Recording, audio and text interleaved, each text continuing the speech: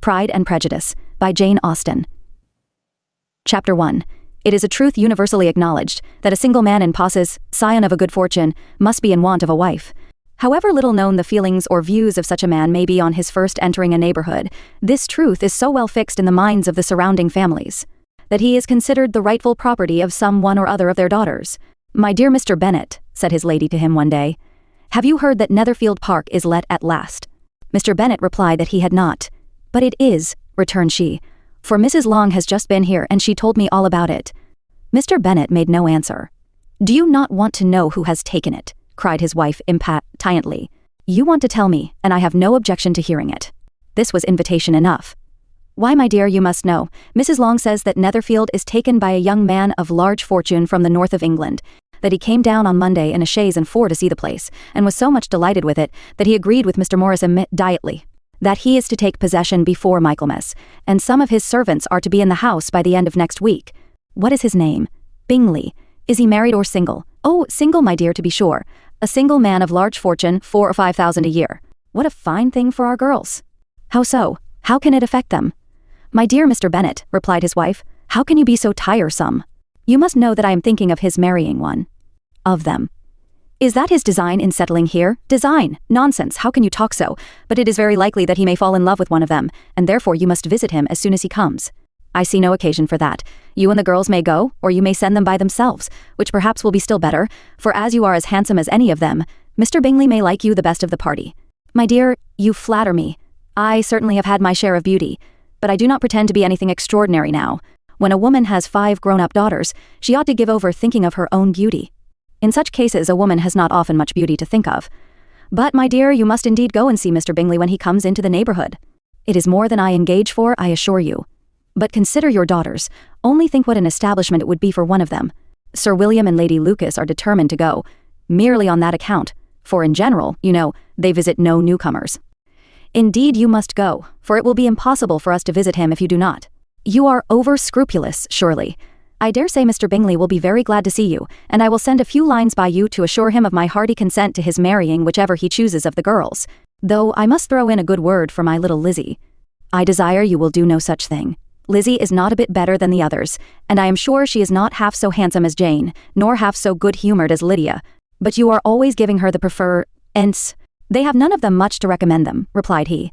"They are all silly and ignorant like other girls, but Lizzie has something more of quickness than her sisters. Mr. Bennet, how can you abuse your own children in such a way? You take delight in vexing me. You have no compassion for my poor nerves." "You mistake me, my dear. I have a high respect for your nerves. They are my old friends. I have heard you mention them with consideration these last 20 years at least. Ah, you do not know what I suffer. But I hope you will get over it and live to see many young men of 4,000 a year come into the neighborhood. It will be no use to us if 20 such should come, since you will not visit them. Depend upon it, my dear, that when there are 20, I will visit them all." Mr. Bennet was so odd a mixture of quick parts, sarcastic humor, reserve, and caprice, that the experience of 23 years had been insufficient to make his wife understand his character. Her mind was less difficult to develop. She was a woman of mean understanding, little information, and uncertain temper. When she was discontented, she fancied herself nervous. The business of her life was to get her daughters married. Its solace was visiting and news. Chapter 2. Mr. Bennet was among the earliest of those who waited on Mr. Bingley. He had always intended to visit him, though to the last always assuring his wife that he should not go. Until the evening after the visit was paid, she had no knowledge of it. It was then disclosed in the following manner. Observing his second daughter employed in trimming a hat, he suddenly addressed her with, "I hope Mr. Bingley will like it, Lizzie." "We are not in a way to know what Mr. Bingley likes," said her mother resentfully, "since we are not to visit." "But you forget, mamma," said Elizabeth, "that we shall meet him at the assemblies, and that Mrs. Long promised to introduce him." "I do not believe Mrs. Long will do any such thing. She has 2 nieces of her own. She is a selfish, hypocritical woman, and I have no opinion of her." "No more have I," said Mr. Bennet, "and I am glad to find that you do not depend on her serving you." Mrs. Bennet deigned not to make any reply, but, unable to contain herself, began scolding one of her daughters. "Don't keep coughing so, Kitty, for heaven's sake. Have a little compassion on my nerves. You tear them to pieces." "Kitty has no discretion in her coughs," said her father. "She times them ill." "I do not cough for my own amusement," replied Kitty fretfully. "When is your next ball to be, Lizzie?" "Tomorrow fortnight." "Aye, so it is," cried her mother, "and Mrs. Long does not come back till the day before, so it will be impossible for her to introduce him, for she will not know him herself." Then, my dear, you may have the advantage of your friend, and introduce Mr. Bingley to her. Impossible, Mr. Bennet, impossible. When I am not acquainted with him myself, how can you be so teasing? I honor your circumspection. A fortnight's acquaintance is certainly very little. One cannot know what a man really is by the end of a fortnight. But if we do not venture, somebody else will, and after all, Mrs. Long and her daughters must stand their chance, and therefore, as she will think it an act of kindness, if you decline the office, I will take it on myself. The girls stared at their father. Mrs. Bennet said only, "Nonsense, nonsense. What can be the meaning of that emphatic exclamation?" cried he. "Do you consider the forms of introduction, and the stress that is laid on them, as nonsense?" "I cannot quite agree with you there. What say you, Mary? For you are a young lady of deep reflection, I know, and read great books and make extracts." Mary wished to say something sensible, but knew not how. While Mary is adjusting her ideas, he continued, "Let us return to Mr. Bingley." "I am sick of Mr. Bingley," cried his wife. "I am sorry to hear that, but why did not you tell me that before?" "If I had known as much this morning, I certainly would not have called on him. It is very unlucky, but as I have actually paid the visit, we cannot escape the acquaintance now." The astonishment of the ladies was just what he wished, that of Mrs. Bennet perhaps surpassing the rest, though when the first tumult of joy was over, she began to declare that it was what she had expected all the while. "How good it was in you, my dear Mr. Bennet, but I knew I should persuade you at last. I was sure you loved your girls too well to neglect such an acquaintance. Well, how pleased I am, and it is such a good joke too, that you should have gone this morning and never said a word about it till now." "Now, Kitty, you may cough as much as you choose," said Mr. Bennet, and, as he spoke, he left the room fatigued with the raptures of his wife.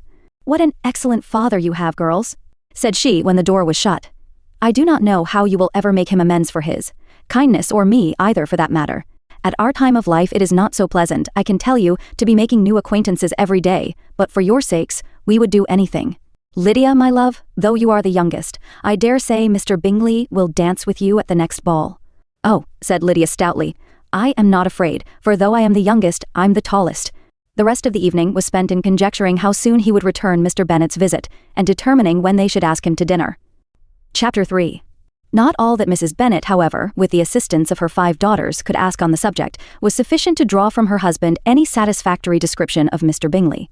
They attacked him in various ways, with barefaced questions, ingenious suppositions, and distant surmises, but he eluded the skill of them all, and they were at last obliged to accept the second-hand intelligence of their neighbour, Lady Lucas. Her report was highly favourable. Sir William had been delighted with him. He was quite young, wonderfully handsome, extremely agreeable, and, to crown the whole, he meant to be at the next assembly with a large party. Nothing could be more delightful. To be fond of dancing was a certain step towards falling in love, and very lively hopes of Mr. Bingley's heart were entertained. "If I can but see one of my daughters happily settled at Netherfield," said Mrs. Bennet to her husband, "and all the others equally well married, I shall have nothing to wish for." In a few days Mr. Bingley returned Mr. Bennet's visit, and sat about 10 minutes with him in his library. He had entertained hopes of being admitted to a sight of the young ladies, of whose beauty he had heard much, but he saw only the father. The ladies were somewhat more fortunate, for they had the advantage of ascertaining from an upper window that he wore a blue coat and rode a black horse. An invitation to dinner was soon afterwards dispatched, and already had Mrs. Bennet planned the courses that were to do credit to her housekeeping, when an answer arrived which deferred it all. Mr. Bingley was obliged to be in town the following day, and consequently unable to accept the honour of their invitation, etc. Mrs. Bennet was quite disconcerted. She could not imagine what business he could have in town so soon after his arrival in Hertfordshire, and she began to fear that he might be always flying about from one place to another, and never settled at Netherfield as he ought to be. Lady Lucas quieted her fears a little by starting the idea of his being gone to London only to get a large party for the ball, and a report soon followed that Mr. Bingley was to bring 12 ladies and 7 gentlemen with him to the assembly. The girls grieved over such a number of ladies, but were comforted the day before the ball by hearing that instead of 12 he brought only 6 with him from London, his 5 sisters and a cousin, and when the party entered the assembly room it consisted of only 5 altogether, Mr. Bingley, his 2 sisters, the husband of the eldest, and another young man. Mr. Bingley was good-looking and gentlemanlike. He had a pleasant countenance, and easy, unaffected manners. His sisters were fine women, with an air of decided fashion. His brother-in-law, Mr. Hurst, merely looked the gentleman, but his friend Mr. Darcy soon drew the attention of the room by his fine, tall person, handsome features, no blimeen. And the report which was in general circulation within 5 minutes after his entrance, of his having 10,000 a year. The gentlemen pronounced him to be a fine figure of a man, the ladies declared he was much handsomer than Mr. Bingley, and he was looked at with great admiration for about half the evening. till his manners gave a disgust which turned the tide of his popularity, for he was discovered to be proud, to be above his company, and above being pleased, and not all his large estate in Derbyshire could then save him from having a most forbidding, disagreeable countenance, and being unworthy to be compared with his friend. Mr. Bingley had soon made himself acquainted with all the principal people in the room. He was lively and unreserved, danced every dance, was angry that the ball closed so early, and talked of giving one himself at Netherfield. Such amiable qualities must speak for themselves. What a contrast between him and his friend! Mr. Darcy danced only once with Mrs. Hurst and once with Miss Bingley, declined being introduced to any other lady, and spent the rest of the evening in walking about the room, speaking occasionally to one of his own party. His character was decided. He was the proudest, most disagreeable man in the world, and everybody hoped that he would never come there again. Amongst the most violent against him was Mrs. Bennet, whose dislike of his general behavior was sharpened into particular resentment by his having slighted one of her daughters. Elizabeth Bennet had been obliged, by the scarcity of gentlemen, to sit down for 2 dances, and during part of that time Mr. Darcy had been standing near enough for her to hear a conversation between him and Mr. Bingley, who came from the dance for a few minutes, to press his friend to join it. "Come, Darcy," said he, "I must have you dance. I hate to see you standing about by yourself in this stupid manner. You had much better dance." "I certainly shall not. You know how I detest it unless I am particularly acquainted with my partner. At such an assembly as this it would be insupportable. Your sisters are engaged, and there is not an other woman in the room whom it would not be a punishment to me to stand up with." "I would not be so fastidious as you are," cried Mr. Bingley, "for a kingdom. Upon my honor, I never met with so many pleasant girls in my life as I have this evening, and there are several of them you see uncommonly pretty." "You are dancing with the only handsome girl in the room," said Mr. Darcy, looking at the eldest Miss Bennet. "Oh, she is the most beautiful creature I ever beheld. But there is one of her sisters sitting down just behind you, who is very pretty, and I dare say very agreeable. Do let me ask my partner to introduce you." "Which do you mean?" And turning round he looked for a moment at Elizabeth, till catching her eye, he withdrew his own, and coldly said, "She is tolerable, but not handsome enough to tempt me. I am in no humour at present to give consequence to young ladies who are slighted by other men. You had better return to your partner and enjoy her smiles, for you are wasting your time with me." Mr. Bingley followed his advice. Mr. Darcy walked off, and Elizabeth remained with no very cordial feelings toward him. She told the story, however, with great spirit among her friends, for she had a lively, playful disposition, which delighted in anything ridiculous. The evening altogether passed off pleasantly to the whole family. Mrs. Bennet had seen her eldest daughter much admired by the Netherfield party. Mr. Bingley had danced with her twice, and she had been distinguished by his sisters. Jane was as much gratified by this as her mother could be, though in a quieter way. Elizabeth felt Jane's pleasure. Mary had heard herself mentioned to Miss Bingley as the most accomplished girl in the neighbourhood, and Catherine and Lydia had been fortunate enough never to be without partners, which was all that they had yet learnt to care for at a ball. They returned, therefore, in good spirits to Longbourn, the village where they lived, and of which they were the principal inhabitants. They found Mr. Bennet still up. With a book he was regardless of time, and on the present occasion he had a good deal of curiosity as to the events of an evening which had raised such splendid expectations. He had rather hoped that his wife's views on the stranger would be disappointed, but he soon found out that he had a different story to hear. "Oh, my dear Mr. Bennet," as she entered the room, "we have had a most delightful evening, a most excellent ball. I wish you had been there. Jane was so admired, nothing could be like it. Everybody said how well she looked, and Mr. Bingley thought her quite beautiful, and danced with her twice. Only think of that, my dear, he actually danced with her twice. And she was the only creature in the room that he asked a second time. First of all, he asked Miss Lucas. I was so vexed to see him stand up with her. But however, he did not admire her at all. Indeed, nobody can, you know, and he seemed quite struck with Jane as she was going down the dance. So he inquired who she was, and got introduced, and asked her for the 2 next. Then the 2 third he danced with Miss King, and the 2 fourth with Maria Lucas, and the 2 fifth with Jane again, and the 2 sixth with Lizzie. And the boulanger. If he had had any compassion for me, cried her husband impatiently, he would not have danced half so much. For God's sake, say no more of his partners. Oh, that he had sprained his ankle in the first place. Oh, my dear, I am quite delighted with him. He is so excessively handsome, and his sisters are charming women. I never in my life saw anything more elegant than their dresses. I dare say the lace upon Mrs. Hurst's gown. Here she was, interrupted again. Mr. Bennet protested against any description of finery. She was therefore obliged to seek another branch of the subject, and related, with much bitterness of spirit and some exaggeration, the shocking rudeness of Mr. Darcy. But I can assure you, she added, that Lizzie does not lose much by not suiting his fancy, for he is a most disagreeable, horrid man, not at all worth pleasing. so high and so conceited that there was no end. During him, he walked here, and he walked there, fancying himself so very great. Not handsome enough to dance with? I wish you had been there, my dear, to have given him one of your set-downs. I quite detest the man. Chapter 4.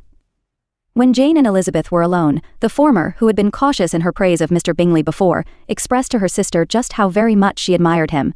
"He is just what a young man ought to be," said she. "Sensible, good-humoured, lively, and I never saw such happy manners, so much ease with such perfect good breeding."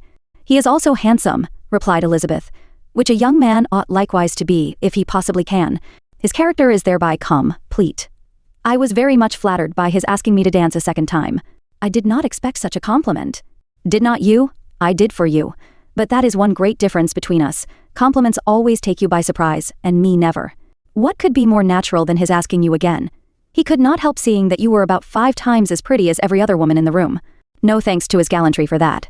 Well, he certainly is very agreeable, and I give you leave to like him. You have liked many a stupider person. Dear Lizzie.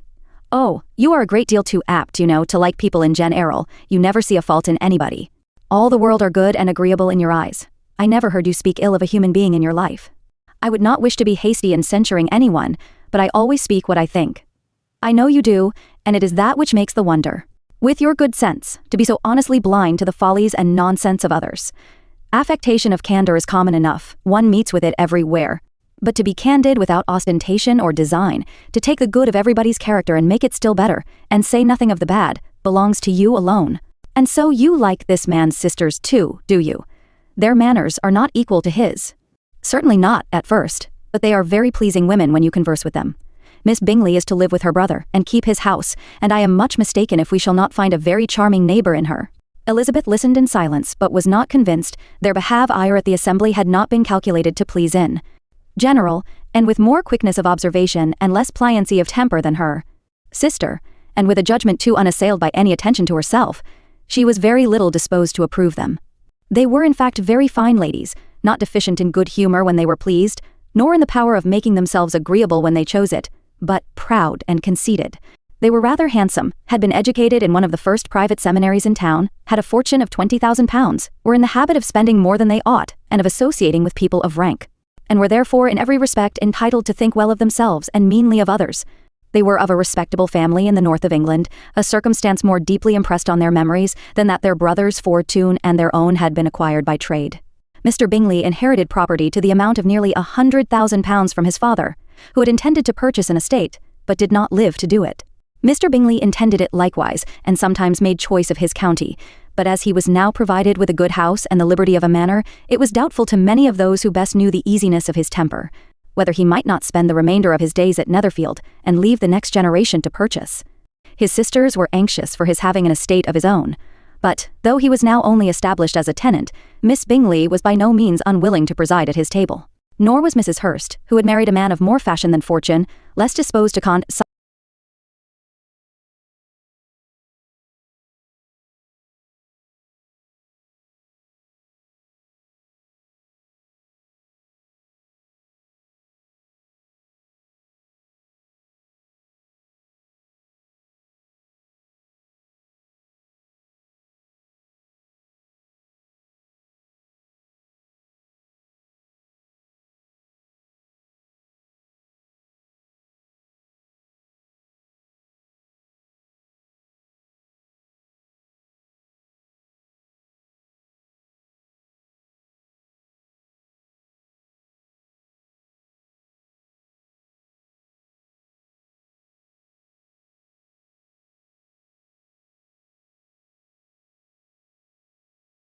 his house as her home when it suited her. Mr. Bingley had not been of age 2 years, when he was tempted by an accidental recommendation to look at Netherfield House. He did look at it, and into it for half an hour, was pleased with the situation and the principal rooms, satisfied with what the owner said in its praise, and took it immediately. Between him and Darcy, there was a very steady friendship, in spite of great opposition of character. Bingley was endeared to Darcy by the easiness, openness, and ductility of his temper, though no disposition could offer a greater contrast to his own, and though with his own he never appeared dissatisfied. On the strength of Darcy's regard, Bingley had the firmest reliance, and of his judgment the highest opinion. In understanding, Darcy was the superior. Bingley was by no means deficient, but Darcy was clever. He was at the same time haughty, reserved, and fastidious, and his manners, though well-bred, were not inviting. In that respect, his friend had greatly the advantage. Bingley was sure of being liked wherever he appeared. Darcy was continually giving offense. The manner in which they spoke of the Meryton assembly was sufficiently characteristic. Bingley had never met with more pleasant POPLA or prettier girls in his life. Everybody had been most kind and attentive to him. There had been no formality, no stiffness. He had soon felt acquainted with all the room, and, as to Miss Bennet, he could not conceive an angel more beautiful.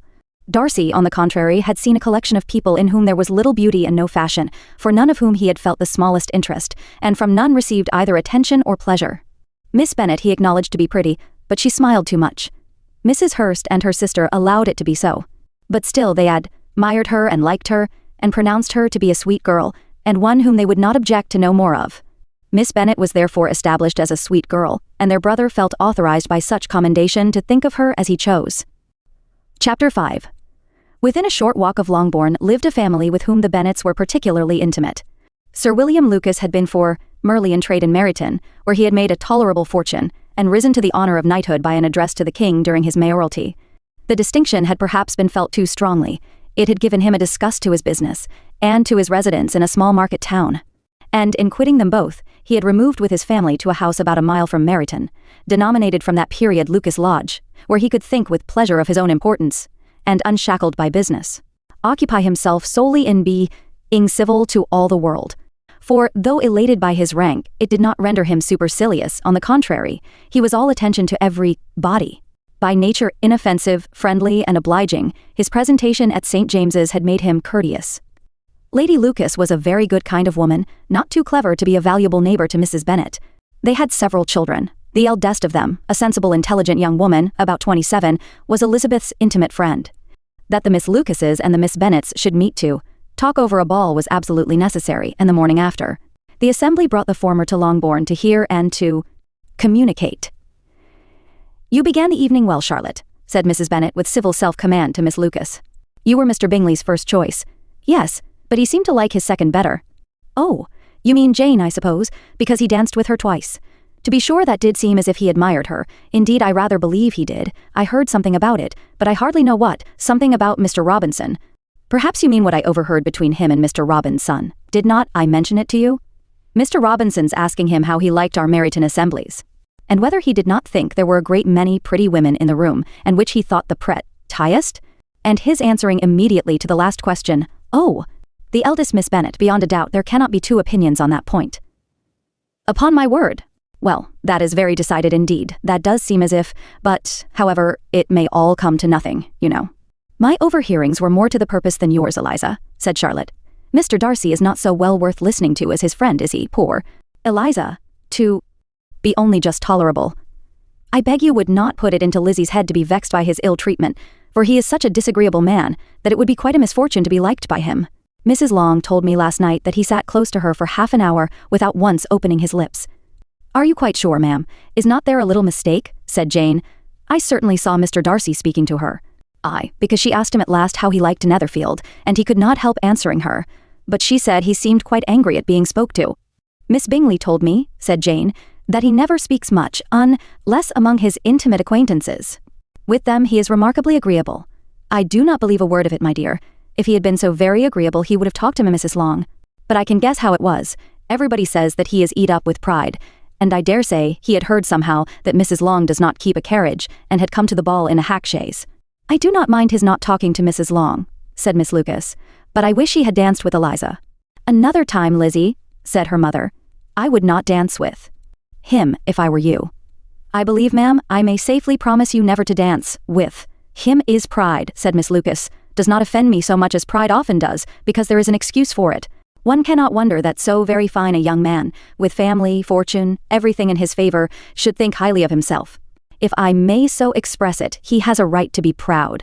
"That is very true," replied Elizabeth, "and I could easily forgive his pride if he had not mortified mine." "Pride," observed Mary, who piqued herself upon the solidity of her reflections, "is a very common failing, I believe. By all that I have ever read, I am convinced that it is very common indeed, that human nature is particularly prone to it, and that there are very few of us who do not cherish a feeling of self-complacency on the score of some quality or other, real or imaginary. Vanity and pride are different things, though the words are often used synonymously. A person may be proud without being vain. Pride relates more to our opinion of ourselves, vanity to what we would have others think of us. If I were as rich as Mr. Darcy, cried a young Lucas, who came with his sisters, I should not care how proud I was. I would keep a pack of foxhounds and drink a bottle of wine a day. Then you would drink a great deal more than you ought, said Mrs. Bennet, and if I were to see you at it, I should take away your bottle directly. The boy protested that she should not. She continued to declare that she would, and the argument ended only with the visit. Chapter 6. The ladies of Longbourn soon waited on those of Netherfield. The visit was soon returned in due form. Miss Bennet's pleasing manners grew on the goodwill of Mrs. Hurst and Miss Bingley, and though the mother was found to be intolerable, and the younger sisters not worth speaking to, a wish of being better acquainted with them was expressed towards the two eldest. By Jane, this attention was received with the greatest pleasure, but Elizabeth still saw superciliousness in their treatment of everybody, hardly excepting even her sister, and could not like them, though their kindness to Jane, such as it was, had a value as arising in all probability from the influence of their brother's admiration. It was generally evident whenever they met that he did admire her, and to her it was equally evident that Jane was yielding to the preference which she had begun to entertain for him from the first, and was in a way to be very much in love. But she considered with pleasure that it was not likely to be discovered by the world in general, since Jane united, with great strength of feeling, a composure of temper, and a uniform cheerfulness of manner, which would guard her from the suspicions of the impertinent. She mentioned this to her friend Miss Lucas. It may perhaps be pleasant, replied Charlotte, to be able to impose on the public in such a case, but it is sometimes a disadvantage to be so very guarded. If a woman conceals her affection with the same skill from the object of it, she may lose the opportunity of fixing him, and it will then be but poor consolation to believe the world equally in the dark. There is so much of gratitude or vanity in almost every attachment that it is not safe to leave any to itself. We can all begin freely, a slight preference is natural enough, but there are very few of us who have heart enough to be really in love without encouragement. In 9 cases out of 10 a woman had better show more affection than she feels. Bingley likes your sister undoubtedly, but he may never do more than like her, if she does not help him on. But she does help him on, as much as her nature will allow. If I can perceive her regard for him, he must be a simpleton indeed, not to discover it too. Remember, Eliza, that he does not know Jane's disposition as you do. But if a woman is partial to a man and does not endeavor to conceal it, he must find it out. Perhaps he must, if he sees enough of her. But, though Bingley and Jane meet tolerably often, it is never for many hours together. And as they always see each other in large mixed parties, it is impossible that every moment should be employed in conversing together. Jane should therefore make the most of every half hour in which she can command his attention. When she is secure of him, there will be more leisure for falling in love as much as she chooses. Your plan is a good one, replied Elizabeth, where nothing is in question but the desire of being well married, and if I were determined to get a rich husband, or any husband, I dare say I should adopt it. But these are not Jane's feelings. She is not acting by design. As yet she cannot even be certain of the degree of her own regard, nor of its reasonableness. She has known him only a fortnight. She danced 4 dances with him at Meryton. She saw him one morning at his own house, and has since dined with him in company 4 times. This is not quite enough to make her understand his character. Not as you represent it. Had she merely dined with him, she might only have discovered whether he had a good appetite, but you must remember that 4 evenings have also been spent together, and 4 evenings may do a great deal. Yes, these 4 evenings have enabled them to ascertain that they both like vingt un better than commerce, but with respect to any other leading characteristic, I do not imagine that much has been unfolded. Well, said Charlotte, I wish Jane success with all my heart, and if she were married to him tomorrow, I should think she had as good a chance of happiness as if she were to be studying his character for a 12-month. Happiness in marriage is entirely a matter of chance. If the dispositions of the parties are ever so well known to each other, or ever so similar beforehand, it does not advance their felicity in the least. They always continue to grow sufficiently unlike afterwards to have their share of vexation, and it is better to know as little as possible of the defects of the person with whom you are to pass your life. You make me laugh, Charlotte, but it is not sound. You know it is not sound, and that you would never act in this way yourself. Occupied in observing Mr. Bingley's attentions to her sister, Elizabeth was far from suspecting that she was herself becoming an object of some interest in the eyes of his friend. Mr. Darcy had at first scarcely allowed her to be pretty. He had looked at her without admiration at the ball, and when they next met, he looked at her only to criticize. But no sooner had he made it clear to himself and his friends that she hardly had a good feature in her face, than he began to find it was rendered uncommonly intelligent by the beautiful expression of her dark eyes. To this discovery succeeded some others equally mortifying, though he had detected with a critical eye more than one failure of perfect symmetry in her form. He was forced to acknowledge her figure to be light and pleasing, and in spite of his asserting that her manners were not those of the fashionable world, he was caught by their easy playfulness.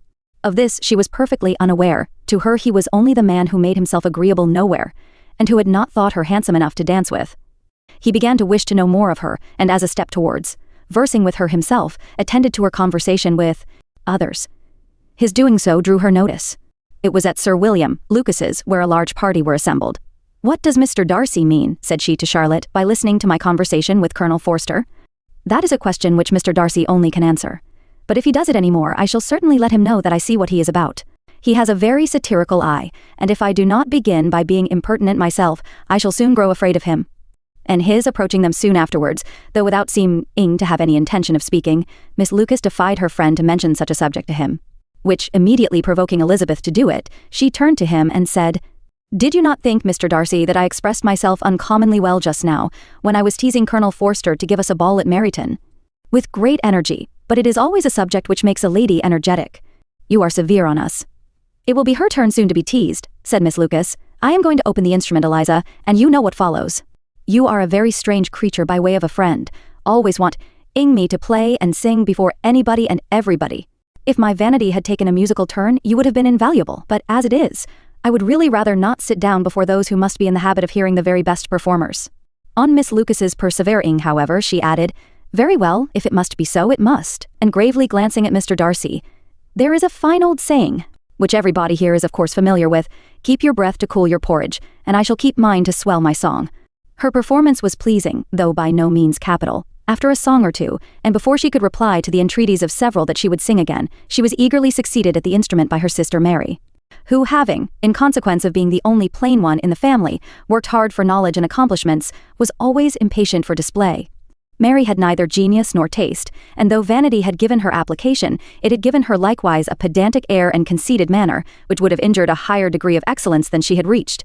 Elizabeth, easy and unaffected, had been listened to with much more pleasure, though not playing half so well, and Mary, at the end of a long concerto, was glad to purchase praise and gratitude by Scotch and Irish airs, at the request of her younger sisters, who, with some of the Lucases, and 2 or 3 officers, joined eagerly in dancing at one end of the room. Mr. Darcy stood near them in silent indignation at such a mode of passing the evening to the exclusion of all conversation, and was too much engrossed by his thoughts to perceive that Sir William Lucas was his neighbour, till Sir William thus began. "What a charming amusement for young people this is, Mr. Darcy. There is nothing like dancing after all. I consider it as one of the first refinements of polished society." "Certainly, sir, and it has the advantage also of being in vogue amongst the less polished societies of the world. Every savage can dance." Sir William only smiled. "Your friend performs delightfully," he continued after a pause, on seeing Bingley join the group, "and I doubt not that you are an adept in the science yourself, Mr. Darcy. You saw me dance at Meryton, I believe, sir?" "Yes, indeed, and received no inconsiderable pleasure from the sight." "Do you often dance at St. James's?" "Never, sir." "Do you not think it would be a proper compliment to the P-place?" "It is a compliment which I never pay to any place if I can avoid it." "You have a house in town, I conclude?" Mr. Darcy bowed. "I had once had some thought of fixing in town myself, for I am fond of superior society, but I did not feel quite certain that the air of London would agree with Lady Lucas."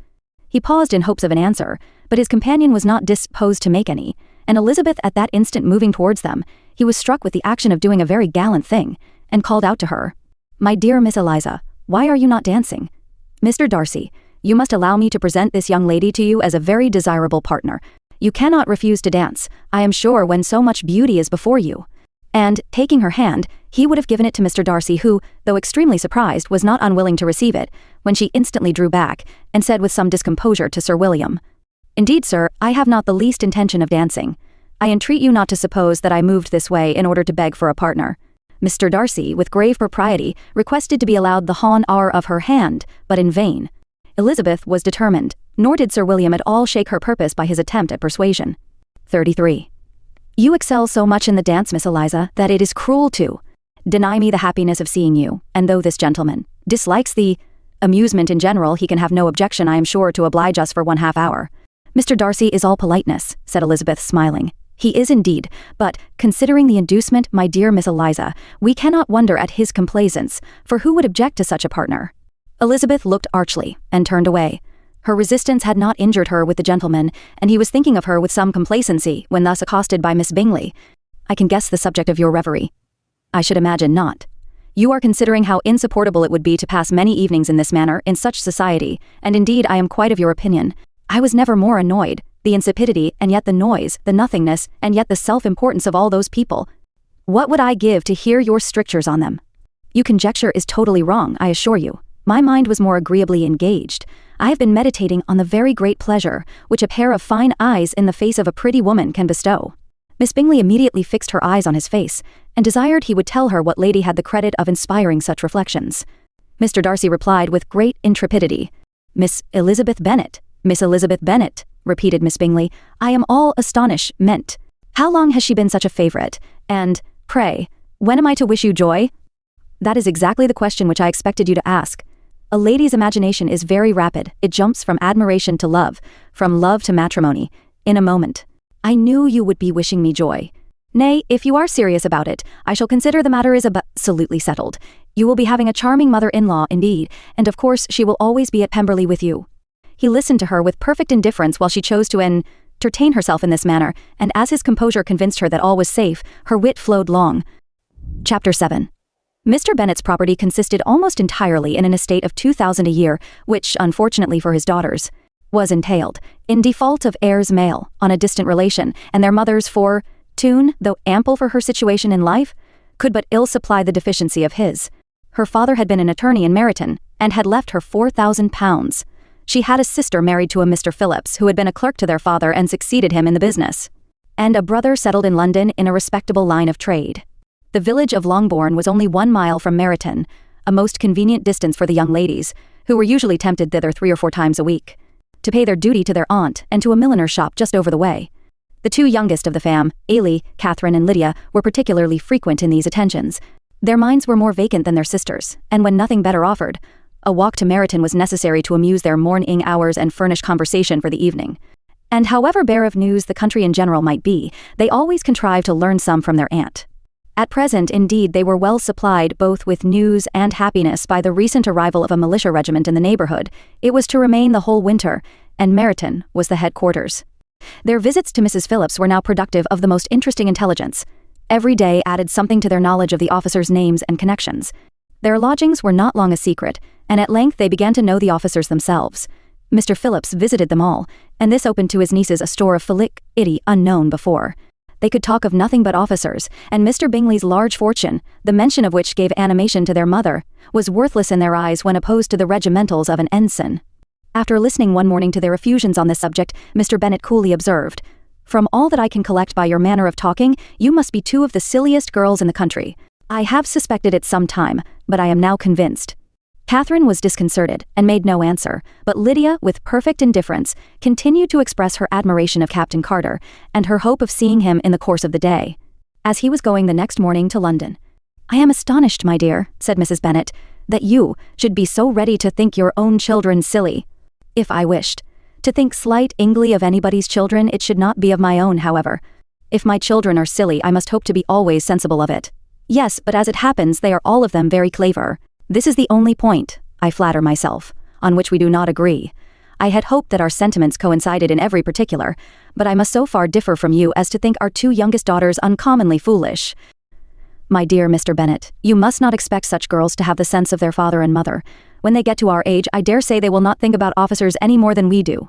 I remember the time when I liked a red coat myself very well, and indeed so I do still at my heart, and if a smart young colonel, with 5 or 6,000 a year, should want one of my girls, I shall not say nay to him, and I thought Colonel Forster looked very becoming the other night at Sir William's in his regimentals." "Mamma," cried Lydia, "my aunt says that Colonel Forster and Captain Carter do not go so often to Miss Watson's as they did when they first came. She sees them now very often standing in Clark's library." Mrs. Bennet was prevented replying by the entrance of the footman with a note for Miss Bennet. It came from Netherfield, and the servant waited for an answer. Bennet's eyes sparkled with pleasure, and she was eagerly calling out while her daughter read, "Well, Jane, who is it from? What is it about? What does he say? Well, Jane, make haste and tell us. Make haste, my love." "It is from Miss Bingley," said Jane, and then read it aloud. "My dear friend, if you are not so compassionate as to dine today with Louisa and me, we shall be in danger of hating each other for the rest of our lives, for a whole day's tete-a-tete between 2 women can never end without a quarrel. Come as soon as you can on receipt of this. My brother and the gentlemen are to dine with the officers. Yours ever, Caroline Bingley." "With the officers!" cried Lydia. "I wonder my aunt did not tell us of that."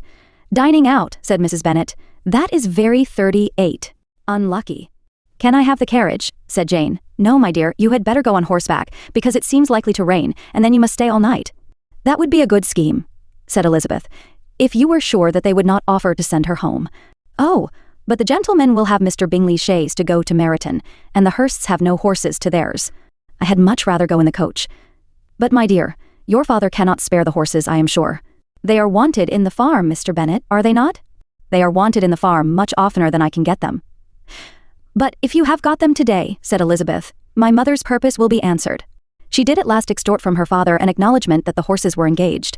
Jane was therefore obliged to go on horseback, and her mother attended her to the door with many cheerful prognos, ticks of a bad day. Her hopes were answered. Jane had not been gone long before it rained hard. Her sisters were uneasy for her, but her mother was delighted. The rain continued the whole evening without intermission. Jane certainly could not come back.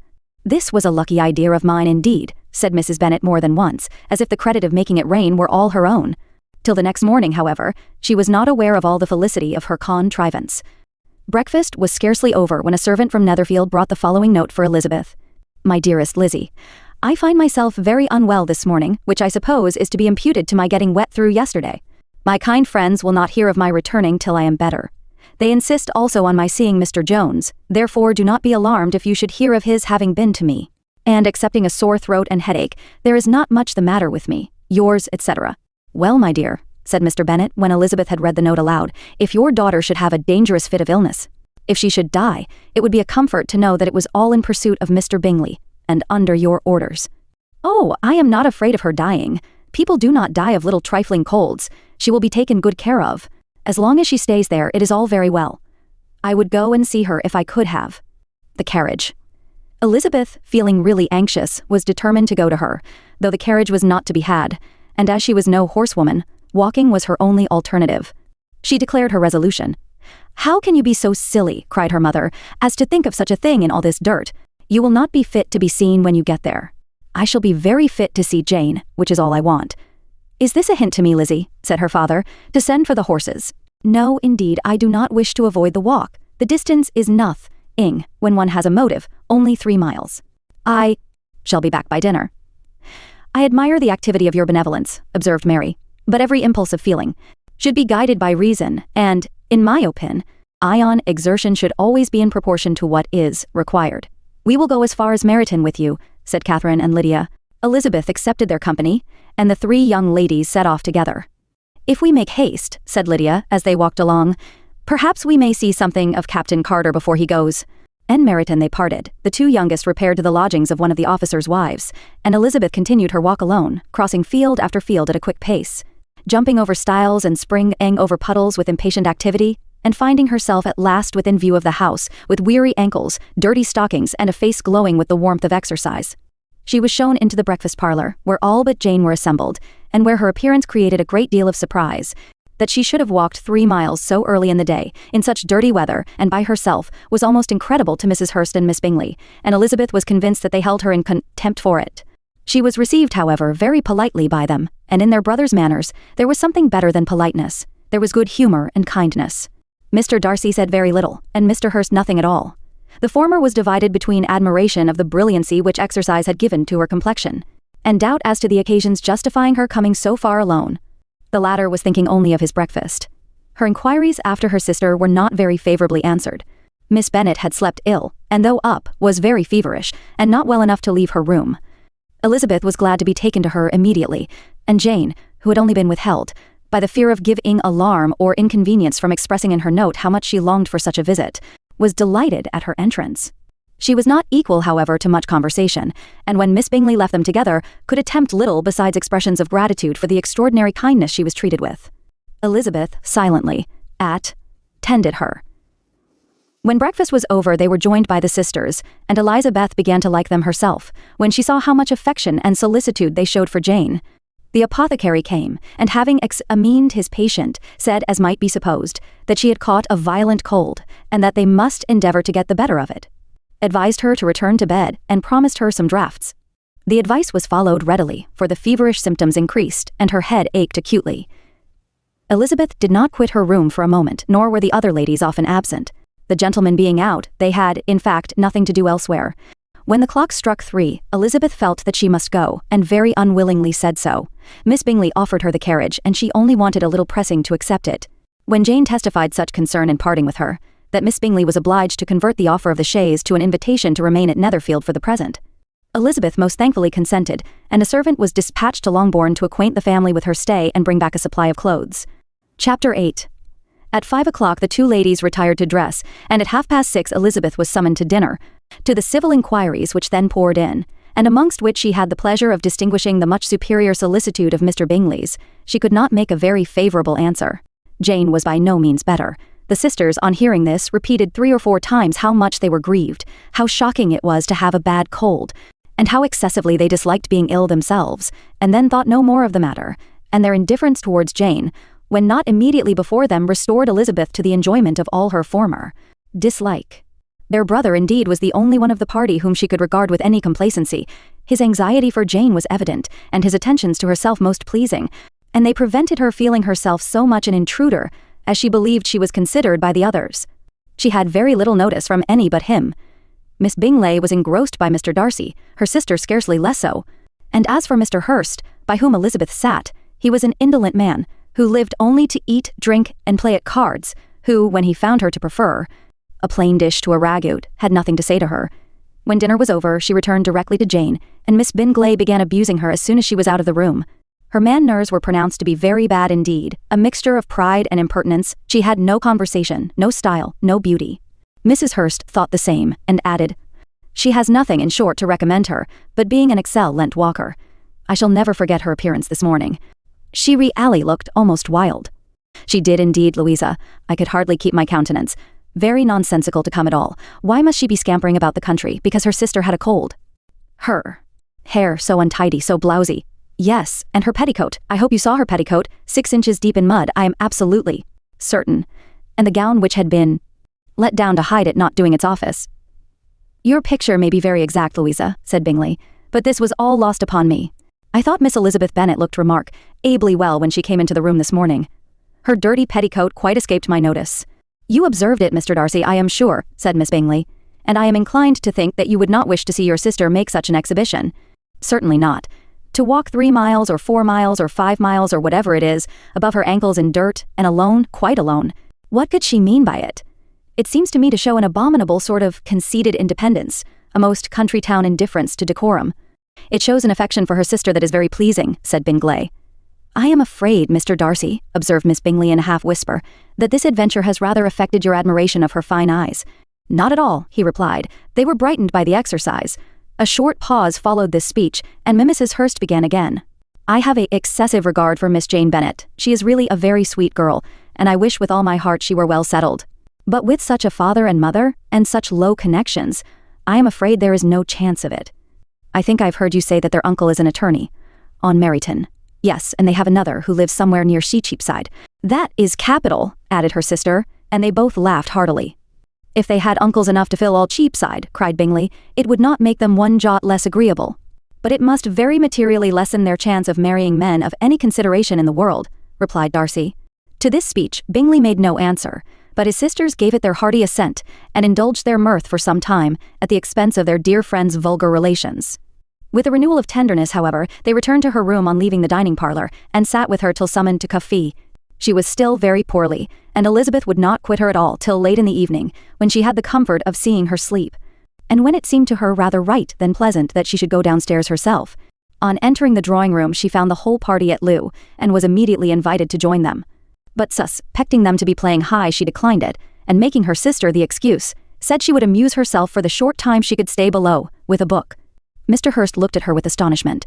"Do you prefer reading to cards?" said he. "That is rather singular." "Miss Eliza Bennet," said Miss Bingley, "despises cards. She is a great reader, and has no pleasure in anything else." "I deserve neither such praise nor such censure," cried Elizabeth. "I am not a great reader, and I have pleasure in many things." "In nursing your sister I am sure you have pleasure," said Bingley, "and I hope it will be soon increased by seeing her quite well." Elizabeth thanked him from her heart, and then walked towards the table where a few books were lying. He immediately offered to fetch her others, all that his library afforded. "And I wish my collection were larger for your benefit and my own credit, but I am an idle fellow, and though I have not many, I have more than I ever looked into. Elizabeth assured him that she could suit herself perfectly with those in the room. "I am astonished," said Miss Bingley, "that my father should have left so small a collection of books. What a delightful library." "You have at Pemberley, Mr. Darcy." "It ought to be good," he replied. "It has been the work of many generations. And then you have added so much to it yourself. You are always buying books. I cannot comprehend the neglect of a family library in such days as these." "Neglect? I am sure you neglect nothing that can add to the beauties of that noble place. Charles, when you build your house, I wish it may be half as delightful as Pemberley. I wish it may. But I would really advise you to make your purchase in that neighbourhood and take Pemberley for a kind of model. There is not a finer county in England than Derbyshire. With all my heart, I will buy Pemberley itself if Darcy will sell it." "I am talking of possibilities, Charles.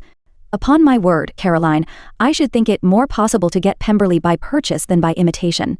Elizabeth was so much caught with what passed as to leave her very little attention for her book, and soon laying it wholly aside, she drew near the card table and stationed herself between Mr. Bingley and his eldest sister, to observe the game.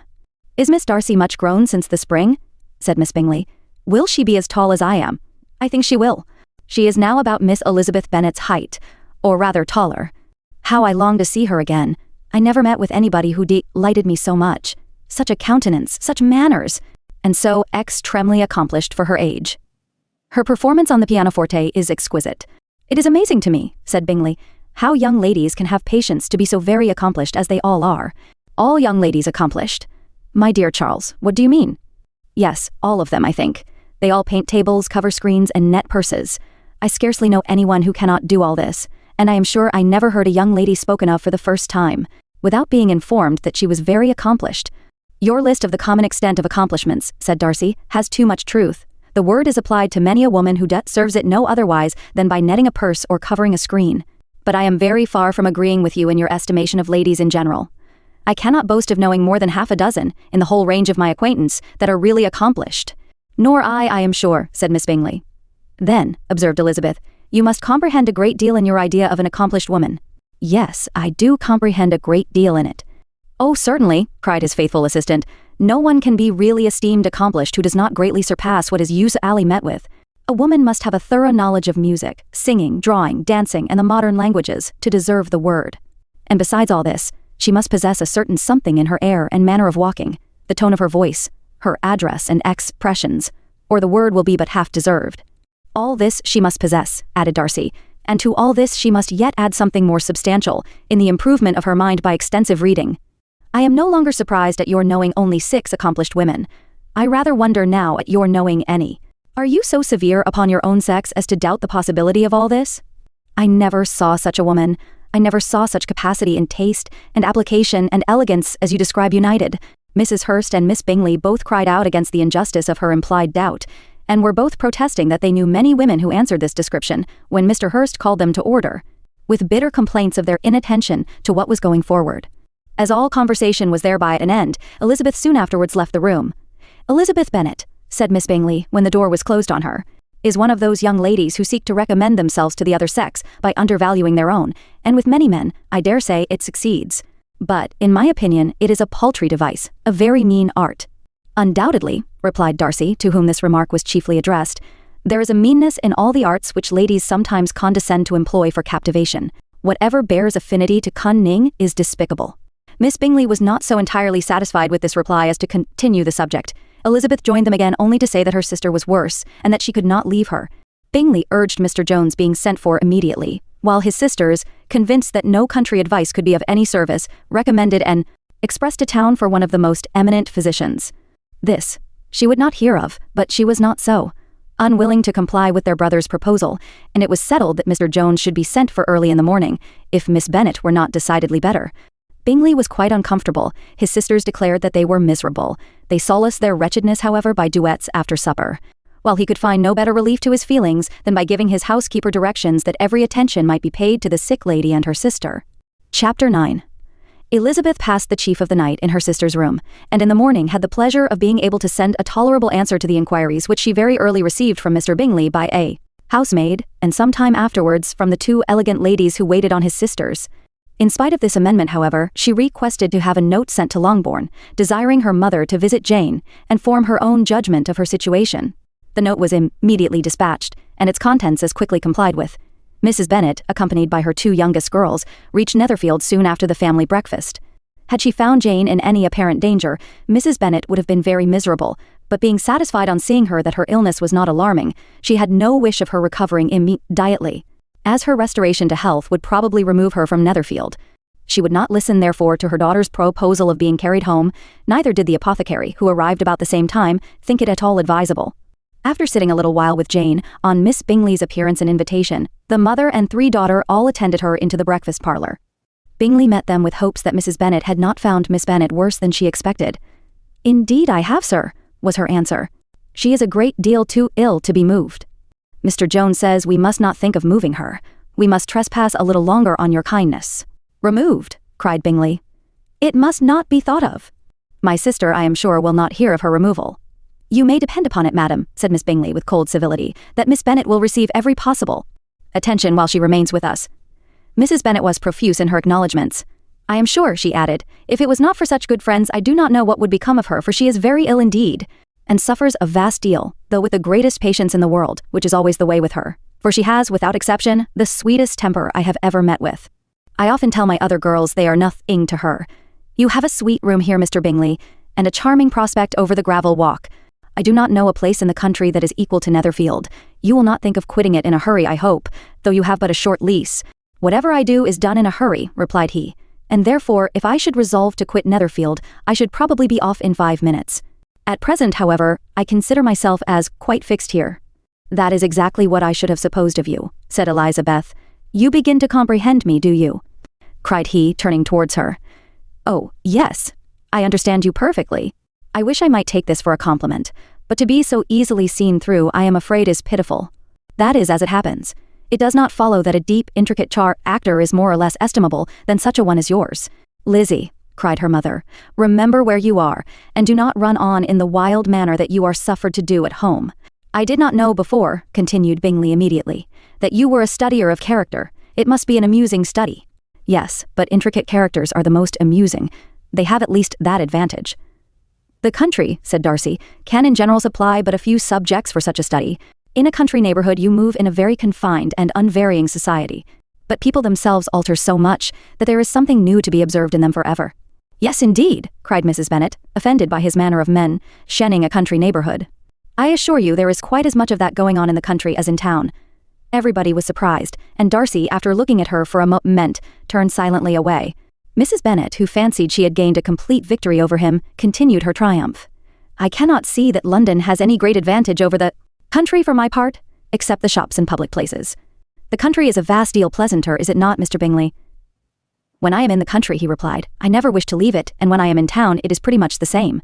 They have each their advantages, and I can be equally happy in either." "Aye, that is because you have the right disposition, but that General Clement, looking at Darcy, seemed to think the country was nothing at all." "Indeed, mamma, you are mistaken," said Elizabeth, blushing for her mother. "You quite mistook Mr. Darcy. He only meant that there was not such a variety of people to be met with in the country as in the town, which you must acknowledge to be true." "Certainly. My dear, nobody said there were, but as to not meeting with many people in this neighbourhood, I believe there are few neighbourhoods larger. I know we dine with 24 families." Nothing but concern for Elizabeth could enable Bingley to keep his countenance. His sister was less delicate, and directed her eyes towards Mr. Darcy with a very expressive smile. Elizabeth, for the sake of saying something that might turn her mother's thoughts, now asked her if Charlotte Lucas had been at Longbourn since her coming away. "Yes, she called yesterday with her father. What an agreeable man Sir William is, Mr. Bingley, is not he? So much the man of fashion, so genteel and easy. He had always something to say to everybody. That is my idea of good breeding. And those persons who fancy themselves very important, and never open their mouths, quite mistake the matter. Did Charlotte dine with you?" "No, she would go home. I fancy she was wanted about the mince pies. For my part, Mr. Bingley, I always keep servants that can do their own work. My daughters are brought up very differently. But everybody is to judge for themselves, and the Lucases are a very good sort of girls, I assure you. It is a pity they are not handsome. Not that I think Charlotte so very plain, but then she is our particular friend. She seems a very pleasant young woman." "Oh dear, yes, but you must own she is very plain. Lady Lucas herself has often said so, and envied me Jane's beauty. I do not like to boast of my own child, but to be sure, Jane, one does not often see anybody better looking. It is what everybody says. I do not trust my own partiality. When she was only 15, there was a man at my brother Gardner's in town so much in love with her that my sister-in-law was sure he would make her an offer before we came away. But however, he did not. Perhaps he thought her too young. However, he wrote some verses on her, and very pretty they were. And so ended his affection, said Elizabeth impatiently. There has been many a one, I fancy, overcome in the same way. I wonder who first discovered the efficacy of poetry in driving away love. I have been used to consider poetry as the food of love, said Darcy. Of a fine, stout, healthy love it may. Everything nourishes what is strong already, but if it be only a slight, thin sort of inclination, I am convinced that one good sonnet will starve it entirely away. Darcy only smiled, and the general pause which ensued made Elizabeth tremble, lest her mother should be exposing herself again. She longed to speak, but could think of nothing to say, and after a short silence Mrs. Bennet began repeating her thanks to Mr. Bingley for his kindness to Jane, with an apology for troubling him also with Lizzie. Mr. Bingley was unaffectedly civil in his answer, and forced his younger sister to be civil also, and say what the occasion required. She performed her part indeed without much graciousness, but Mrs. Bennet was satisfied, and soon afterwards ordered her carriage. Upon this signal, the youngest of her daughters put herself forward. The two girls had been whispering to each other during the whole visit, and the result of it was that the youngest should tax Mr. Bingley with having promised on his first coming into the country to give a ball at Netherfield. Lydia was a stout, well-grown girl of 15, with a fine complexion and good-humoured countenance, a favourite with her mother, whose affection had brought her into public at an early age. She had high animal spirits, and a sort of natural self-consequence, which the attention of the officers, to whom her uncle's good dinners and her own easy manners recommended her, had increased into assurance. She was very equal, therefore, to address Mr. Bingley on the subject of the ball, and abruptly reminded him of his promise, adding that it would be the most shameful thing in the world if he did not keep it. His answer to this sudden attack was delightful to their mother's ear. I am perfectly ready, I assure you, to keep my engagement. And when your sister is recovered, you shall, if you please, name the very day of the ball. But you would not wish to be dancing when she is ill. Lydia declared herself satisfied. Oh, yes, it would be much better to wait till Jane was well, and by that time most likely Captain Carter would be at Meryton again. And when you have given your ball, she added, I shall insist on their giving one also. I shall tell Colonel Forster it will be quite a shame if he does not. Mrs. Bennet and her daughters then departed, and Elizabeth returned instantly to Jane, leaving her own and her relations' behaviour. To the remarks of the two ladies and Mr. Darcy, the latter of whom, however, could not be prevailed on to join in their censure of her, in spite of all Miss Bingley's witticisms on fine eyes. Chapter 10. The day passed much as the day before had done. Mrs. Hurst and Miss Bingley had spent some hours of the morning with the invalid, who continued, though slowly, to mend, and in the evening, Elizabeth joined their party in the drawing-room. The loo table, however, did not appear. Mr. Darcy was writing, and Miss Bingley, seated near him, was watching the progress of his letter and repeatedly calling off his attention by messages to his sister. Mr. Hurst and Mr. Bingley were at piquet, and Mrs. Hurst was observing their game. Elizabeth took up some needlework, and was sufficiently amused in attending to what passed between Darcy and his companion. The perpetual commendations of the lady, either on his handwriting, or on the evenness of his lines, or on the length of his letter, with the perfect unconcern with which her praises were received, formed a curious dialogue, and was exactly in union with her opinion of each. How delighted Miss Darcy will be to receive such a letter. He made no answer. You write uncommonly fast. You are mistaken. I write rather slowly. How many letters you must have occasion to write in the course of a year. Letters of business, too. How odious I should think them. It is fortunate, then, that they fall to my lot instead of yours. Pray tell your sister that I long to see her. I have already told her so once, by your desire. I am afraid you do not like your pen. Let me mend it for you. I mend pens remarkably well. Thank you, but I always mend my own. How can you contrive to write so even? He was silent. Tell your sister I am delighted to hear of her improvement on the harp, and pray let her know that I am quite in raptures with her beautiful little design for a table, and I think it, 29, infinitely superior to Miss Grantley's.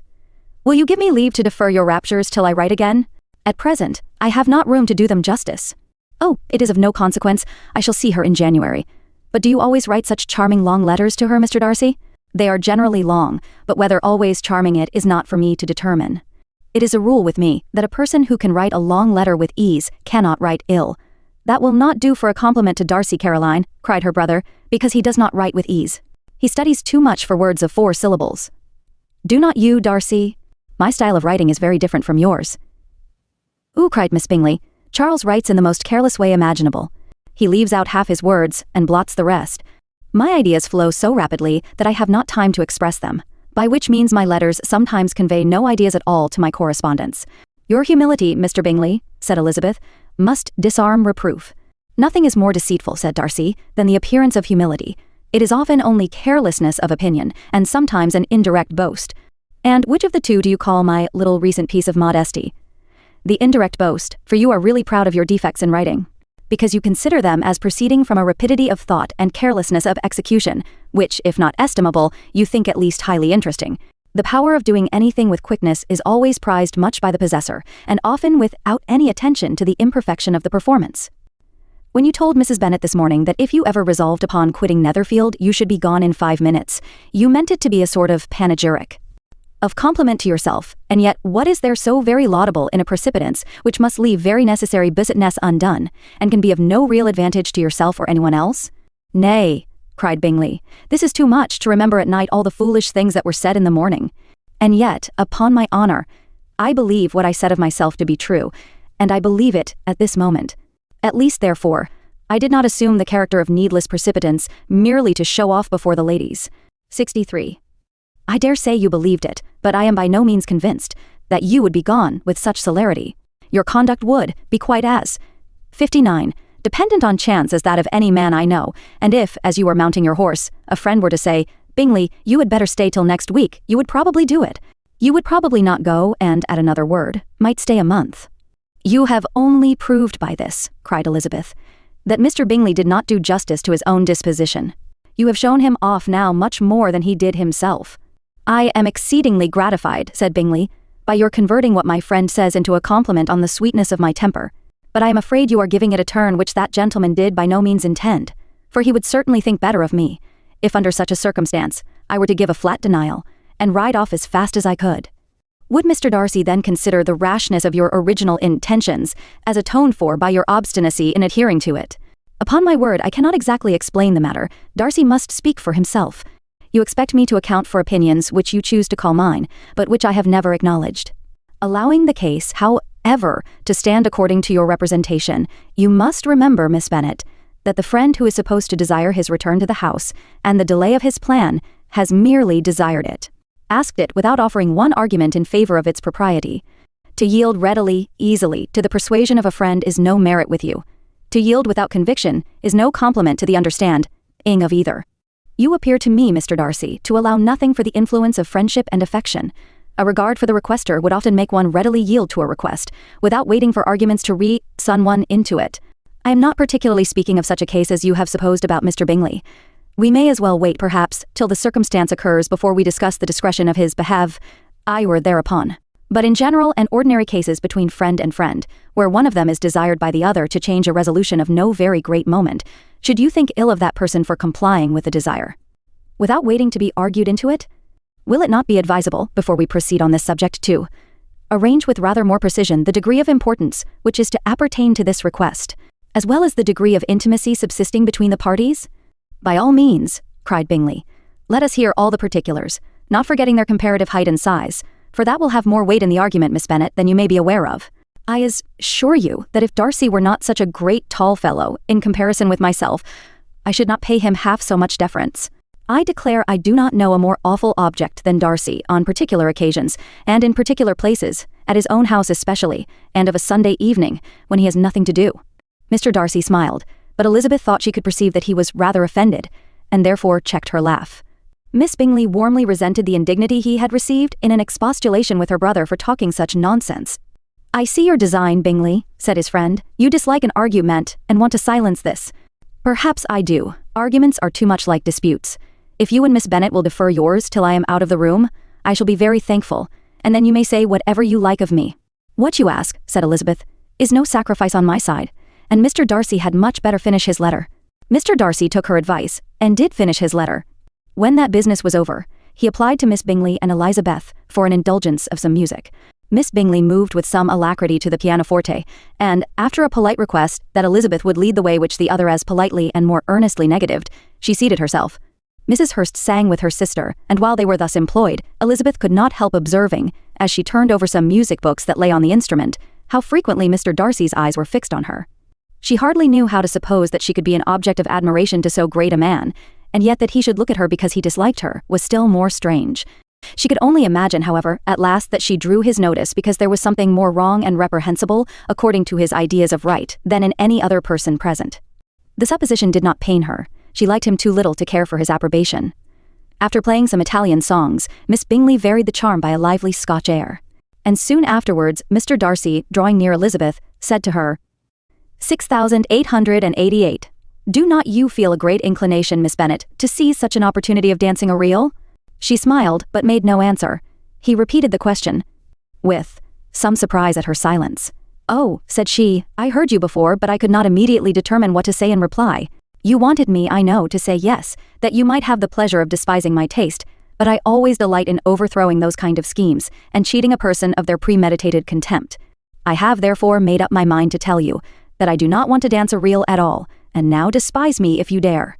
Indeed, I do not dare.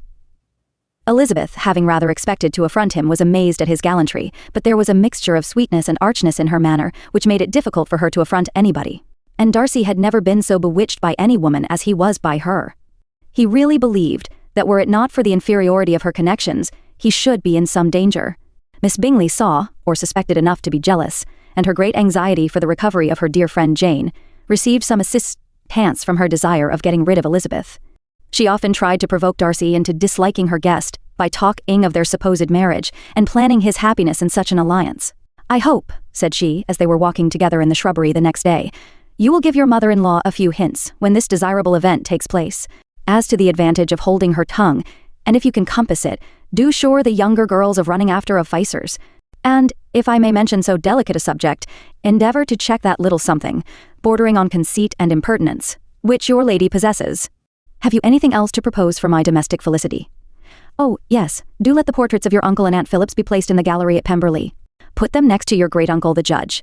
They are in the same profession, you know, only in different lines. As for your Elizabeth's picture, you must not have it taken, for what painter could do justice to those beautiful eyes? It would not be easy, indeed, to catch their expression, but their color and shape, and the eyelashes, so remarkably fine, might be copied. At that moment, they were met from another walk by Mrs. Hurst and Elizabeth herself. I did not know that you intended to walk, said Miss Bingley in some confusion, lest they had been overheard. You used us abominably ill, answered Mrs. Hurst, running away without telling us that you were coming out.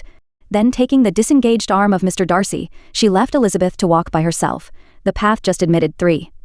Mr. Darcy felt their rudeness, and immediately said, This walk is not wide enough for our party. We had better go into the avenue.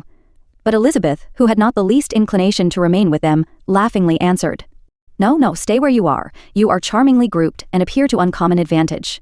The picturesque would be spoilt by admitting a 4th. Goodbye. She then ran gaily off, rejoicing as she rambled about, in the hope of being at home again in a day or 2. Jane was already so much recovered as to intend leaving her room for a couple of hours that evening. Chapter 11. When the ladies removed after dinner, Elizabeth ran up to her sister, and seeing her well guarded from cold, attended her into the drawing-room, where she was welcomed by her 2 friends with many professions of pleasure, and Elizabeth had never seen them so agreeable as they were during the hour which passed before the gentlemen appeared. Their powers of conversation were considerable. They could describe an entertainment with accuracy, relate an anecdote with humor, and laugh at their acquaintance with spirit. But when the gentleman entered, Jane was no longer the first object. Miss Bingley's eyes were instantly turned toward Darcy, and she had something to say to him before he had advanced many steps. He had addressed himself to Miss Bennet with a polite congratulation. Mr. Hurst also made her a slight bow, and said he was very glad, but diffuseness and warmth remained for Bingley's salutation. He was full of joy and attention. The first half-hour was spent in piling up the fire, lest she should suffer from the change of room, and she removed at his desire to the other side of the fireplace that she might be further from the door. He then sat down by her, and talked scarcely to anyone else. Elizabeth, at work in the opposite corner, saw it all with great delight. When tea was over, Mr. Hurst reminded his sister-in-law of the card table, but in vain. She had obtained private intelligence that Mr. Darcy did not wish for cards, and Mr. Hurst soon found even his open 22 petition rejected. She assured him that no one intended to play, and the silence of the whole party on the subject seemed to justify her. Mr. Hurst had therefore nothing to do but to stretch himself on one of the sofas and go to sleep. Darcy took up a book, Miss Bingley did the same, and Mrs. Hurst, principally occupied in playing with her bracelets and rings, joined now and then in her brother's conversation with Miss Bennet. Miss Bingley's attention was quite as much engaged in watching Mr. Darcy's progress through his book as in reading her own, and she was perpetually either making some inquiry or looking at his page. She could not win him, however, to any conversation. He merely squared her question and read on. At length, quite exhausted by the attempt to be amused with her own book, which she had only chosen because it was the second volume of his, she gave a great yawn and said, "How pleasant it is to spend an evening in this way. I declare, after all, there is no enjoyment like reading. How much sooner one tires of anything than of a book. When I have a house of my own, I shall be miserable if I have not an excellent library." No one made any reply. She then yawned again, threw aside her book, and cast her eyes round the room in quest for some amusement. When hearing her brother mentioning a ball to Miss Bennet, she turned suddenly towards him and said, "By the by, Charles, are you really serious in meditating a dance at Netherfield? I would advise you, before you determine on it, to consult the wishes of the present party. I am much mistaken if there are not some among us to whom a ball would be rather a punishment than a pleasure." "If you mean Darcy," cried her brother, "he may go to bed, if he chooses, before it begins. But as for the ball, it is quite a settled thing, and as soon as Nichols has made white soup enough, I shall send round my cards." "I should like balls infinitely better," she replied, "if they were ride on in a different manner, but there is something insufferably tedious in the usual process of such a meeting. It would surely be much more rational if conversation instead of dancing were made the order of the day." "Much more rational, my dear Caroline, I dare say, but it would not be near so much like a ball." Miss Bingley made no answer, and soon afterwards she got up and walked about the room. Her figure was elegant, and she walked well, but Darcy, at whom it was all aimed, was still, inflexibly studious. In the desperation of her feelings, she resolved on one effort more, and, turning to Elizabeth, said, "Miss Eliza Bennet, let me persuade you to follow my example, and take a turn about the room. I assure you it is very refreshing after sitting so long in one attitude." Elizabeth was surprised, but agreed to it immediately. Miss Bingley succeeded no less in the real object of her civility. Mr. Darcy looked up. He was as much awake to the novelty of attention in that quarter as Elizabeth herself could be, and unconsciously closed his book. He was directly invited to join their party, but he declined it, observing that he could imagine but two motives for their choosing to walk up and down the room together, with either of which motives his joining them would interfere. What could he mean? She was dying to know what could be his meaning, and asked Elizabeth whether she could at all understand him. "Not at all," was her answer. "But depend upon it, he means to be severe on us, and our surest way of disappointing him will be to ask nothing about it." Miss Bingley, however, was incapable of disappointing Mr. Darcy in anything, and persevered therefore in requiring an explanation of his two motives. "I have not the smallest objection to explaining them," said he, as soon as she allowed him to speak. "You either choose this method of passing the evening because you are in each other's confidence and have secret affairs to discuss, or because you are conscious that your figures appear to the greatest advantage in walking. If the first, I would be completely in your way, and if the second, I can admire you much better as I sit by the fire." "Oh, shocking!" cried Miss Bingley. "I never heard anything so abominable. How shall we punish him for such a speech?" "Nothing so easy if you have but the inclination," said Elizabeth. "We can all plague and punish one another, tease him, laugh at him. Intimate as you are, you must know how it is to be done. But upon my honor, I do not. I do assure you that my intimacy has not yet taught me that. Tease calmness of manner and presence of mind. No, feel he may defy us there. And as to laughter, we will not expose ourselves, if you please, by attempting to laugh without a subject. Mr. Darcy may hug himself." "Mr. Darcy is not to be laughed at," cried Elizabeth. "That is an uncommon advantage, and uncommon I hope it will continue, for it would be a great loss to me to have many such acquaintances. I dearly love a laugh." "Miss Bingley," said he, "has given me more credit than can be. The wisest and the best of men, nay, the wisest and best of their actions, may be rendered ridiculous by a person whose first object in life is a joke." "Certainly," replied Elizabeth, "there are such people, but I hope I am not one of them. I hope I never ridicule what is wise and good. Follies and nonsense, whims and inconsistencies do divert me, I own, and I laugh at them whenever I can. But these, I suppose, are precisely what you are without. Perhaps that is not possible for anyone. But it has been the study of my life to avoid those weaknesses which often expose a strong understanding to ridicule, such as vanity and pride. Yes, vanity is a weakness indeed. But pride, where there is a real superiority of mind, pride will be always under good regulation." Elizabeth turned away to hide a smile. "Your examination of Mr. Darcy is over, I presume," said Miss Bingley. "And pray what is the result?" "I am perfectly convinced by it that Mr. Darcy has no defect. He owns it himself without disguise." "No," said Darcy, "I have made no such pretension. I have faults enough, but they are not, I hope, of understanding. My temper I dare not vouch for. It is, I believe, too little yielding, certainly too little for the convenience of the world. I cannot forget the follies and vices of others so soon as I ought, nor their offences against myself. My feelings are not puffed about with every attempt to move them. My temper would perhaps be called resentful. My good opinion once lost, is lost forever." "That is a failing indeed," cried Elizabeth. "Implacable resentment is a shade in a character, but you have chosen your fault well. I really cannot laugh at it. You are safe from me. There is, I believe, in every disposition a tendency to some particular evil, a natural defect, which not even the best education can overcome. And your defect is to hate everybody. And yours," he replied with a smile, "is willfully to misunderstand them." "Do let us have a little music," cried Miss Bingley, tired of a conversation in which she had no share. "Louisa, you will not mind my waking Mr. Hurst?" Her sister had not the smallest objection, and the pianoforte was opened, and Darcy, after a few moments' recollection, was not sorry for it. He began to feel the danger of paying Elizabeth too much attention. Chapter 12. In consequence of an agreement between the sisters, Elizabeth wrote the next morning to their mother, to beg that the carriage might be sent for them in the course of the day.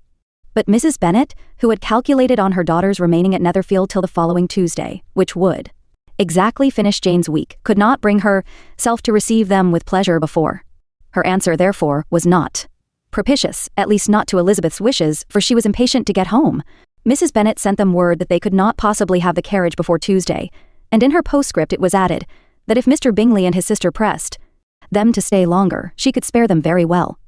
Against staying longer, however, Elizabeth was positively resolved, nor did she much expect it would be asked, and fearful, on the contrary, as being considered as intruding themselves needlessly long, she urged Jane to borrow Mr. Bingley's carriage.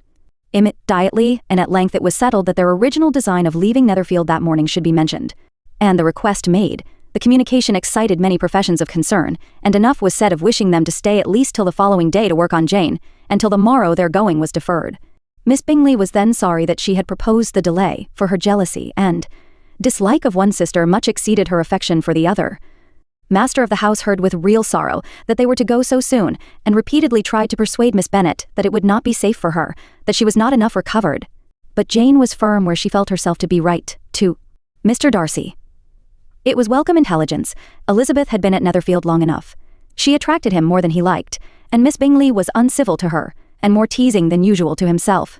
He wisely resolved to be particularly careful that no sign of admiration should now escape him, nothing that could elevate her with the hope of influencing his felicity. Sensible that if such an idea had been suggested, his behavior during the last day must have material weight in confirming or crushing it.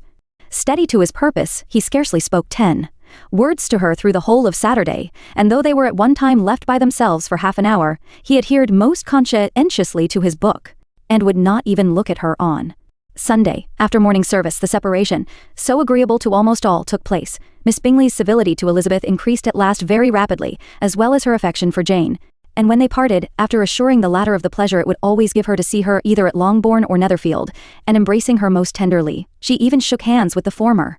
Elizabeth took leave of the whole party in the liveliest of spirits. They were not welcomed home very cordially by their mother. Mrs. Bennet wondered at their coming, and thought them very wrong to give so much trouble, and was sure Jane would have caught cold again.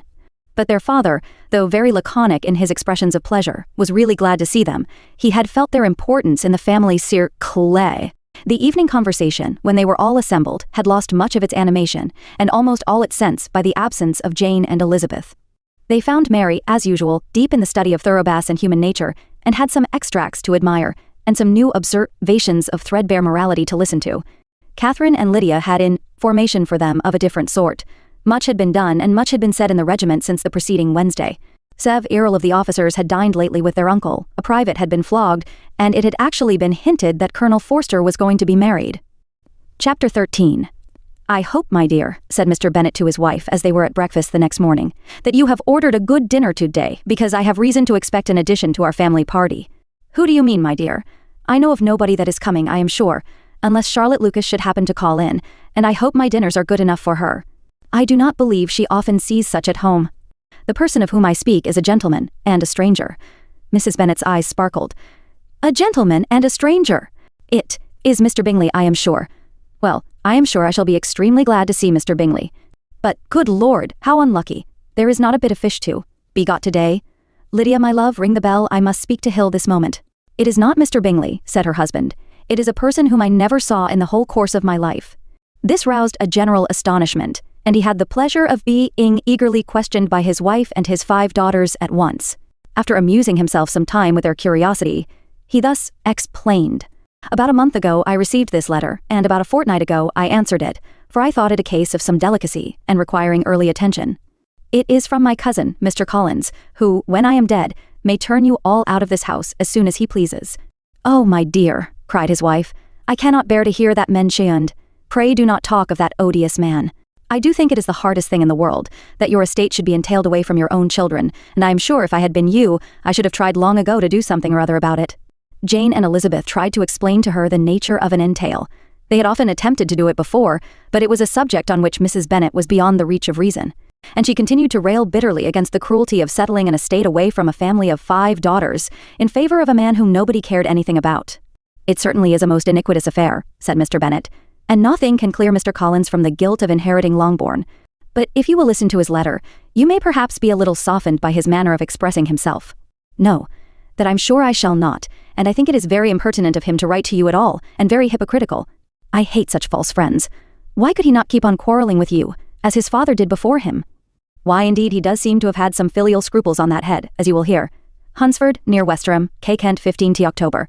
Dear Sir, the disagreement subsisting between yourself and my late Honourable Howard father always gave me much uneasiness, and since I, 8,333, have had the misfortune to lose him, I have frequently wished to heal the breach, but for some time I was kept back by my own doubts, fearing lest it might seem disrespectful to his memory for me to be on good terms with anyone with whom it had always pleased him to be at variance.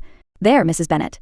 My mind, however, is now made up on the subject, for having received ordination at Easter, I have been so fortunate as to be distinguished by the patronage of the Right Honourable Lady Catherine de Bourgh, widow of Sir Louis de Bourgh, whose bounty and beneficence has preferred me to the valuable rectory of this parish, where it shall be my earnest endeavour to demean myself with great full respect towards her ladyship, and be ever ready to perform those rites and ceremonies which are instituted by the Church of England. As a clergyman, moreover, I feel it my duty to promote and establish the blessing of peace in all families within, in the reach of my influence. And on these grounds I flatter myself that my present overtures are highly commendable, and that the circumstance of my being next in the entail of Longbourn estate will be kindly overlooked on your side, and not lead you to reject the offered olive branch. I cannot be otherwise than concerned at being the means of injuring your amiable daughters, and beg leave to apologize for it, as well as to assure you of my readiness to make them every possible amends, but of this here, after. If you should have no objection to receive me into your house, I propose myself the satisfaction of waiting on you and your family, Monday, November 18th by 4 o'clock, and shall probably trespass on your hospitality till the Saturday se'nnight following, which I can do without any inconvenience, as Lady Catherine is far from objecting to my occasional absence on a Sunday, provided that some other clergyman is engaged to do the duty of the day. I remain, dear sir, with respectful compliments to your lady and daughters, your well-wisher and friend, William Collins. At 4 o'clock, therefore, we may expect this peacemaking gentleman, said Mr. Bennet, as he folded up the letter. He seems to be a most conscientious and polite young man, upon my word, and I doubt not will prove a valuable acquaintance, especially if Lady Catherine should be so indulgent as to let him come to us again. There is some sense in what he says about the girls, however, and if he is disposed to make them any amends, I shall not be the person to discourage him. Though it is difficult, said Jane, to guess in what way he can mean to make us the atonement he thinks our due, the wish is certainly to his credit. Elizabeth was chiefly struck by his extraordinary deference for Lady Catherine, and his kind intention of christening, marrying, and burying his parishioners whenever it were required. He must be an oddity, I think, said she. I cannot make him out. There is something very pompous in his style, and what can he mean by apologizing for being next in the entail? We cannot suppose he would help it if he could. Could he be a sensible man, sir? No, my dear, I think not. I have great hopes of finding him quite the reverse. There is a mixture of servility and self-importance in his letter, which promises well. I am impatient to see him. In point of composition, said Mary, the letter does not seem defective. The idea of the olive branch perhaps is not wholly new, yet I think it is well expressed. To Catherine and Lydia, neither the letter nor its writer were in any degree interesting. It was next to impossible that their cousin should come in a scarlet coat, and it was now some weeks since they had received pleasure from the society of a man in any other color. As for their mother, Mr. Collins's letter had done away much of her ill will, and she was preparing to see him with a degree of composure which astonished her husband and daughters. Mr. Collins was punctual to his time, and was received with great politeness by the whole family. Mr. Bennet indeed said little, but the ladies were ready enough to talk, and Mr. Collins seemed neither in need of encouragement nor inclined to be silent himself. He was a tall, heavy-looking young man of 25. His air was grave and stately, and his manners were very formal. He had not been long seated before he complimented Mrs. Bennet on having so fine a family of daughters, said he had heard much of their beauty, but that in this instance fame had fallen short of the truth, and added that he did not doubt her seeing them all in due time disposed of in marriage. This gallantry was not much to the taste of some of his hearers, but Mrs. Bennet, who quarrelled with no compliments, answered most readily, "You are very kind, I am sure, and I wish with all my heart it may prove so, for else they will be destitute enough. Things are settled so oddly. You allude, perhaps, to the entail of this estate. Ah, sir, I do indeed. It is a grievous affair to my poor girls, you must confess. Not that I mean to find fault with you, for such things I know are all chance in this world. There is no knowing how estates will go when once they come to be entailed. I am very sensible, madam, of the hardship to my fair cousins, and could say much on the subject, but that I am cautious of appearing forward and precipitate. But I can assure the young ladies that I come prepared to admire them. At present I will not say more, but perhaps, when we are better acquainted." He was interrupted by a summons to dinner, and the girls smiled on each other. They were not the only objects of Mr. Collins's admiration. The hall, the dining room, and all its furniture were examined and praised, and his commendation of everything would have touched Mrs. Bennet's heart, but for the mortifying supposition of his viewing it all as his own future property. The dinner, too, in its turn, was highly admired, and he begged to know to which of his fair cousins the excellency of its cooking was owing. But he was set right there by Mrs. Bennet, who assured him with some asperity that they were very well able to keep a good cook, and that her daughters had nothing to do in the kitchen. He begged pardon for having displeased her. In a soft Ened tone she declared herself not at all offended, but he continued to apologize for about a quarter of an hour. Chapter 14.